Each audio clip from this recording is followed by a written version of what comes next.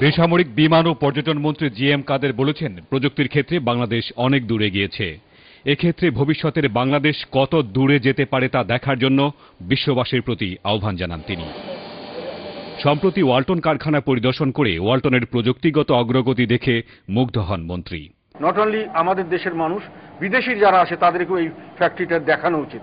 দেখলে তারা বাংলাদেশ সম্পর্কে সত্যিকার ধারণা করতে পারবে এবং ভবিষ্যতের বাংলাদেশ যে কত দূরে চলে যেতে পারে, চায়না শুধু নয় বা অন্যান্য যে কোনো ডেভেলপ কান্ট্রির সঙ্গে এমনকি জাপানের কাছাকাছি অনেক ব্যাপারে চলে যেতে পারে, সেটা আমি এখান থেকে দেখে আমার মনে আস্থা এসছে। সত্যি কথা বলতে আমি আশা করতে পারিনি যে বাংলাদেশে এই ধরনের প্রোডাক্ট হতে পারে। একেবারে ওয়ার্ল্ড কোয়ালিটি প্রোডাক্ট তৈরি করছেন। একজন মেকানিক্যাল ইঞ্জিনিয়ার হিসেবে আমি এটা পরিষ্কারভাবে বলতে চাই যে এটা একেবারে পৃথিবীর যে কোনো উন্নততম দেশের টেকনোলজির সঙ্গে এটা সম্পূর্ণভাবে সামঞ্জস্যপূর্ণ হবে। পৃথিবীর এমনকি ওনারা এখন এক্সপোর্ট করছেন মিডল ইস্টে, এক্সপোর্ট করার জন্য তারা সমস্ত ব্যবস্থা নিয়েছেন আমেরিকার মতো মার্কেটে, যেটা হলো পৃথিবীর মধ্যে সবচেয়ে ডিফিকাল্ট মার্কেট।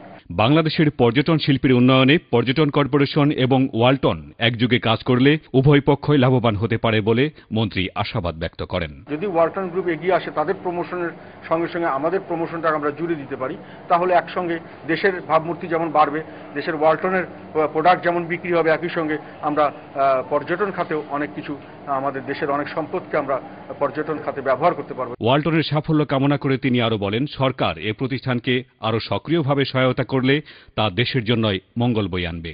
ওয়ালটন কারখানা পরিদর্শনকালে মন্ত্রী জি.এম. কাদের বললেন, বিশ্ববাসী দেখে যাক বাংলাদেশ কি করতে পারে, ভবিষ্যতে কি করবে।